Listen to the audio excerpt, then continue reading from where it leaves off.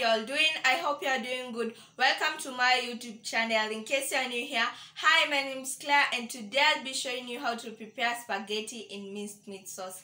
So subscribe down below if you haven't, give this video a big thumbs up and share to your friends and family. So without much further ado, let's get started. For spaghetti in minced meat sauce, we are going to need our pre-cooked spaghetti. I'll show you how I cooked them. We have some minced meat. This is raw minced meat. We have some tomatoes. These are 2 tomatoes and some tomato paste. 1 finely diced onion and 2 cloves of garlic. And for our spices, we are going to need some Royco mchuzi mix, Royco cube, cumin powder, coriander powder, garlic powder, garam masala, and some salt to taste. We're also going to need some cooking oil. So let us get started.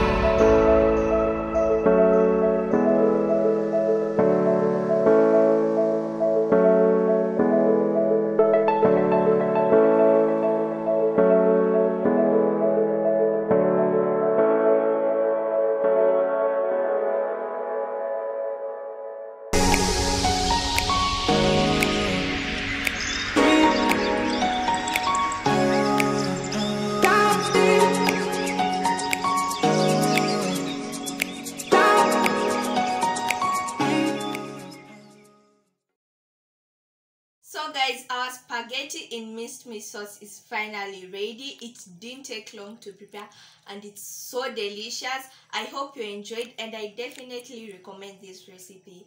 Subscribe down below if you haven't. Give this video a big thumbs up and share to your friends and family. Until next time guys, bye.